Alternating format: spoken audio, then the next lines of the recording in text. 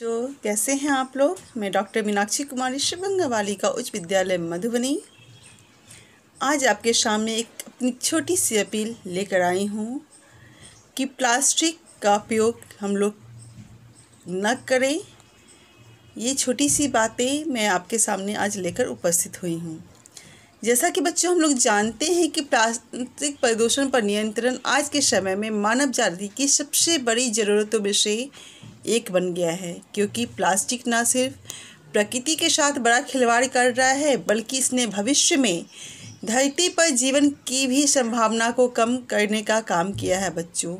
इसलिए हमें single use plastic के उपयोग से बचना चाहिए। आप पहले ये जान ले बच्चों कि सिंगल यूज प्लास्टिक है क्या। ऐसा प्लास्टिक जिसका उपयोग केवल हम एक बार करते हैं सिंगल यूज प्लास्टिक कहलाता है। जैसे प्लास्टिक की बोतलें, थैलियाँ, पॉलीथीन, स्ट्रॉ, प्लास्टिक के गिलास, पानी की बोतलें, खाद्य पैकेजिंग आइटम आदि जो होता है ये सब सिंगल यूज प्लास्टिक है जिसका हम लोग एक बार उपयोग करते हैं, उसके बाद उसको फेंक देते हैं। लेकिन इससे कितना नुकसान हो रहा है धरती को ये आप नहीं समझ पा रहे हैं। प्लास्टिक पृथ्वी पर मानव जाति के साथ साथ बच्चों, जीव जंतु, समुद्री जीवों सभी के लिए बहुत ही हानिकारक बनते जा रहा है। मृदा का अपरदन जो है प्लास्टिक प्रदूषण के कारण ही बच्चों होता है। प्लास्टिक प्रदूषण ने पूरे जल चक्र को भी नष्ट कर दिया है। पॉलीथीन को खुले में फेंक देने से या नदी नालों में चला जाता है, जिससे जल प्रदूषण भी बढ़ रहा है और ग्लोबल वार्मिंग का भी जो खतरा बच्चों क्या हो रहा है बहुत ज़्यादा बढ़ते जा रहा है। प्लास्टिक के निर्माण में लगे विभिन्न तरह के रसायन काफ़ी जहरीले और ख़तरनाक होते हैं, जो हमारे लिए, हमारे जीवन के लिए, हमारी प्रकृति के लिए, हमारे पर्यावरण के लिए बहुत ही ज़्यादा नुकसानदेह होते हैं।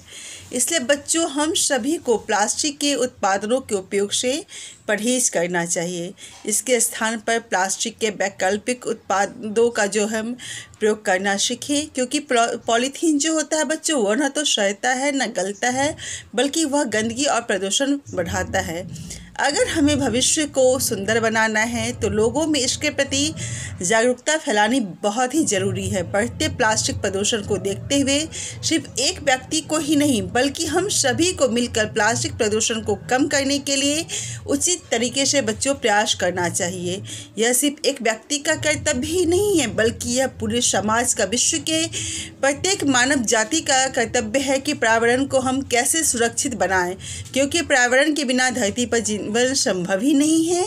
हमें सोचने की ज़रूरत है कि हम किस प्रकार प्लास्टिक के स्थान पर इसके नए विकल्पों की तलाश के लिए आगे बढ़े और धरती को स्वच्छ बनाने की दिशा में अपना अपना महत्वपूर्ण योगदान दें।